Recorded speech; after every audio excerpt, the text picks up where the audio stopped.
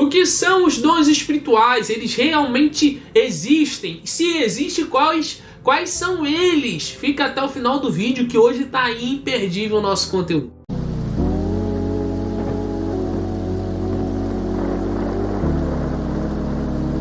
Olá, eu sou o Igor do Projeto Geração de Samuel, você já me conhece, e eu sou formado em teologia e hoje nós vamos falar à luz da Bíblia sobre os dons espirituais.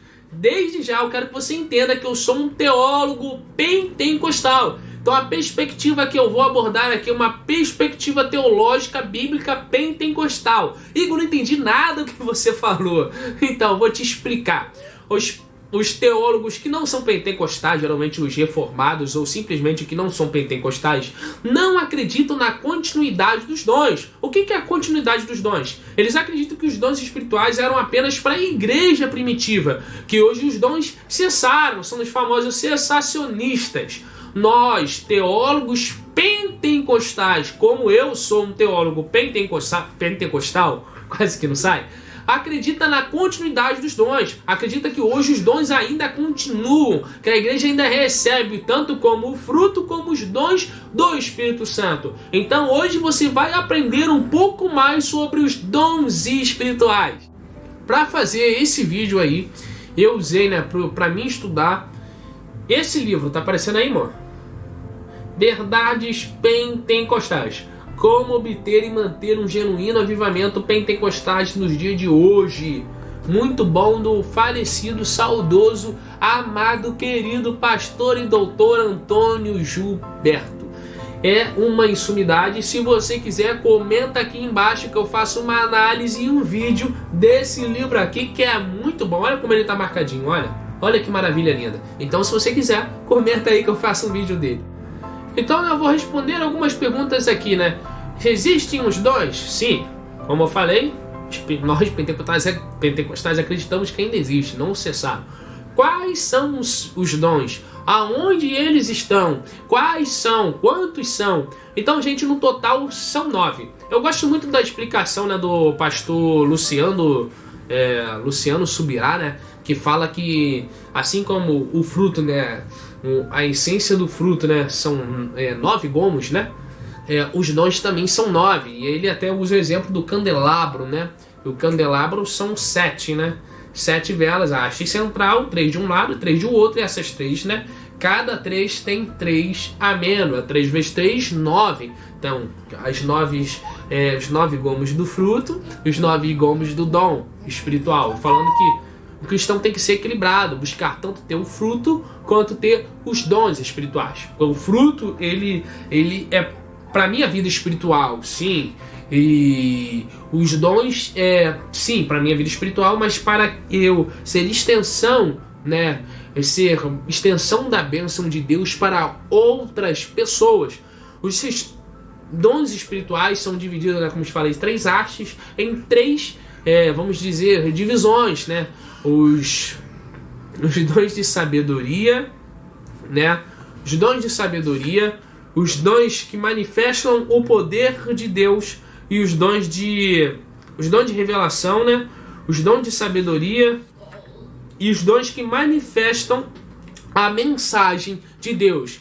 E se você quiser, eu estou com as referências aqui, 1 Coríntios capítulo 12 e capítulo 14, você vai aprender um pouco mais sobre os dons espirituais. Então já pode correr lá que você vai aprender. Já desfolheia a Bíblia e começa a estudar junto comigo que você vai aprender um pouquinho mais sobre os dons espirituais. Vou falar agora primeira haste, né? Que são os 3 primeiros gomos. Os dons que manifestam o saber de Deus. Primeiro, sabedoria. Tem a ver, né, com ser sábio, com ser prudente, né? Às vezes a sabedoria está nas coisas mínimas, né? E ter sabedoria para falar com uma pessoa, ter sabedoria para lidar com uma situação, né? Então você vai encontrar em 1 Coríntios capítulo 12 falando um pouco mais sobre isso. Ainda nos dons do saber de Deus, né? A palavra da sabedoria é o primeiro, né? De aquela pessoa que dá uma palavra é uma palavra que, vamos dizer assim, é um dom sobrenatural. Ela dá uma palavra, geralmente é o dom de quem está na frente de uma igreja, que tem um exercício de liderança. Nós falamos sobre a palavra da sabedoria. O segundo, a palavra da ciência. Ciência equivale conhecimento. Aquela pessoa que tem a palavra da sabedoria, não necessariamente ela estudou para algo. Ok? Ela não necessariamente ela se aprofundou, ela simplesmente ela tem sabedoria e fala com sabedoria. Do conhecimento, a parte do conhecimento tem a ver com você buscar conhecer, se aprofundar, com o fato, né, de ter conhecimento, facilidade em conseguir conhecimento. E a terceira parte, o terceiro gomo desta haste, né, vamos dizer assim, é o discernimento de espírito. É você saber se essa pessoa, uma pessoa às vezes que está falando em profecia, está falando é da carne, se não é da carne, se é Satanás às vezes que está usando ela, se aquela pessoa está possessa por espíritos malignos ou simplesmente está sendo usada por Espírito Santo. Esse, vamos dizer, na minha opinião, é dos três gomos, né, dessa haste, é o mais importante. Vamos para a segunda haste, que são os dons que manifestam o poder de Deus. O primeiro é a fé, e não é a fé salvífica. Não, é a fé para trazer do sobrenatural para o natural. Essa fé é o que Calvino... É Calvino que fala? É Calvino, né? É o que faz o impossível ser possível. Isto é a fé. Fé simplesmente, às vezes, aquela pessoa não tem fé para orar e ser curado. Mas a pessoa, às vezes, que foi curada, também exerceu a fé, o dom da fé. Ou às vezes a pessoa tem a fé que algo vai acontecer na vida dela, ou ela tem fé que Deus vai dar uma resposta, ou ela tem fé, um exemplo que, suponhamos, aquela viúva, se colocando no caso daquela viúva, faltou algo na casa dela que até o final do dia alguém vai chegar. Já aconteceu casos assim comigo, meu pai orando, me ensinando a exercitar a fé, orando, e no final do dia chegava algo em casa. Isso é exercitar a fé. Às vezes não orou e ninguém ficou curado, não fez um dom de maravilhas, mas é uma fé diária.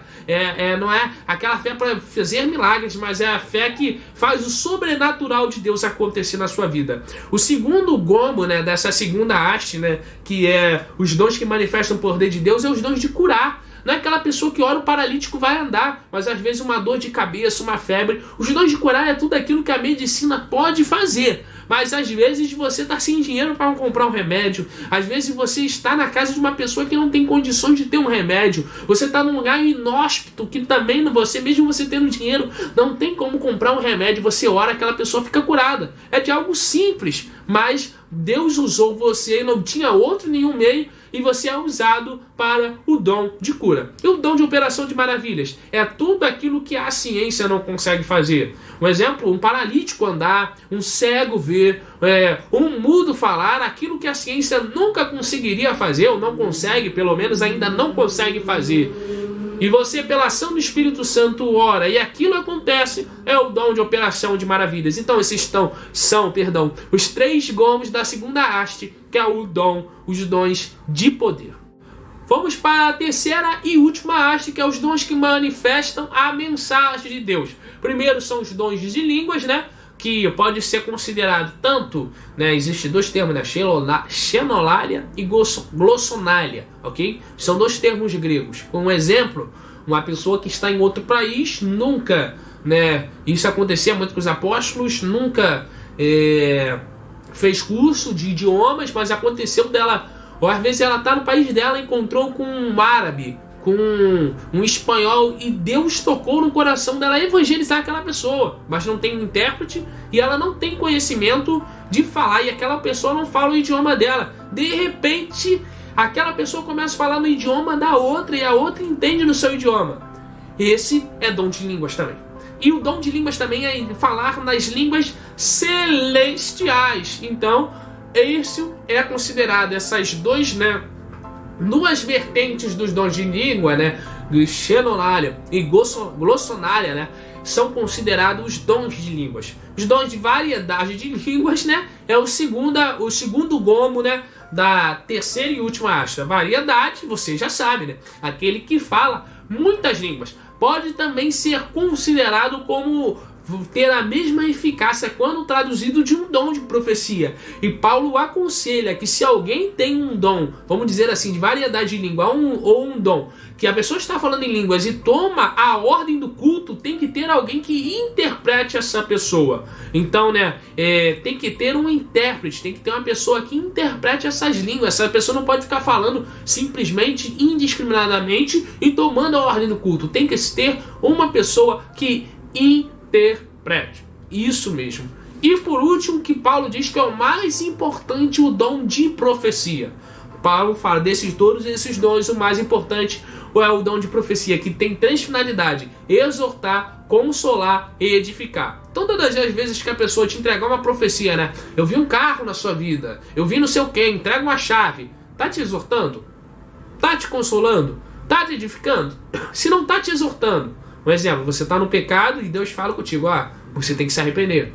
Se não está te exortando, não está te consolando, você sofreu uma perda, você sofreu uma morte, está te consolando, ou se está te edificando, não é a profecia. Pode ser qualquer coisa, menos profecia. A profecia tem tríplice finalidade: exortar, consolar ou edificar. Isso mesmo, gente. O apóstolo Paulo, ele fala inclusive acerca dos dons espirituais. Não quero, irmãos, que sejais ignorantes. Esses dons espirituais são os dons charisma que nós abordamos hoje aqui no canal. Isso mesmo. Tem os dons ministeriais também, que é o dom diaconai. Mas se você quiser, hoje eu não vou falar. Comenta aqui embaixo que eu faço um vídeo falando sobre os dons diaconai, que é os dons ministeriais. Hoje nós falamos sobre os dons charisma. Ficou alguma dúvida? Você ainda não entendeu algo? Tem alguma dúvida sobre os dons espirituais, os dons de língua, os dons de profecia, os dons da palavra da sabedoria? Se você ficou alguma dúvida e quer saber mais sobre esse assunto, comenta aqui embaixo que eu faço um vídeo respondendo a sua pergunta. Então, gente, é isso aí. Tem um link aqui embaixo na descrição que eu vou deixar, que é do curso de um amigo meu, que é o Jefferson Oliveira, que faz parte do projeto Geração de Samuel, que é o curso de treinamento bíblico. Se você quer aprender mais sobre a Bíblia, se aprofundar mais ministerialmente, crescer na graça e no conhecimento, o link tá na descrição, tá muito bom. Então você vai lá, que é um curso que vai edificar a sua vida. E outra, eu vou deixar no comentário o link do nosso último vídeo, que também está muito bom. Então vai lá no comentário fixado, que tem lá o link do nosso último vídeo. Se ainda não é inscrito, não esquece de se inscrever aí, para ficar por dentro dos próximos conteúdos. Deus abençoe sua vida, graça e paz.